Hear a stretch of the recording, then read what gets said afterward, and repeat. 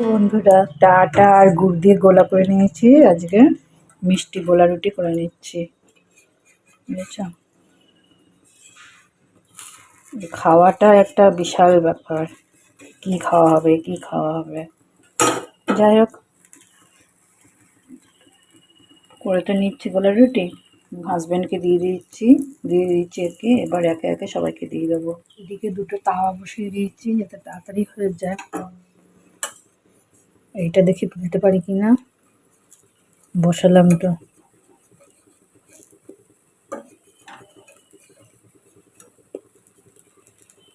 এটা একটু ভয় লাগছে তুলতে পারবো কিনা, হয়তো সব ছিঁড়ে যাবে।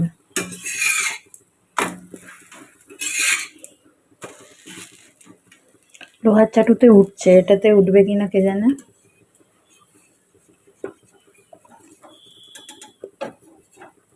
চলো একবার ট্রাই করে দেখি ওঠে কিনা। দেখো এটা কি হলো, পাটি শক্ত হয়ে গেছে। এইভাবে এটাকে ভেজে তুলবো। আসলে এটা ঠিক করে হয়নি, আমি অমনি তুলতে গেছি। চলো লোহার চাটুতেই করে নেবো। বন্ধুরা, এতদিন বলতে বলতে এই যে যুক্তি ফুল নিয়ে এসছে। এটা ভাবছি বড়া করে খাবো, কোনোদিন আমি করিনি। ফুল দেখিও নি, মানে সবাই শুনেছি, মানে দেখিনি বলতে নিজের চোখে দেখিনি, ইউটিউবে দেখেছি। এতদিন বলতে বলতে নিয়েছে এটা নাকি খুব তেতো হয়। আজকে বড়া করব ভাবছি। এক একদিন এক এক রকম করে রান্না করে দেখবো কোনটা বেশি ভালো লাগে খেতে। ঠিক আছে, চলো এগুলো একটু ছাড়িয়ে নিয়ে, এই যে বোটা থেকে ছাড়িয়ে নিচ্ছি।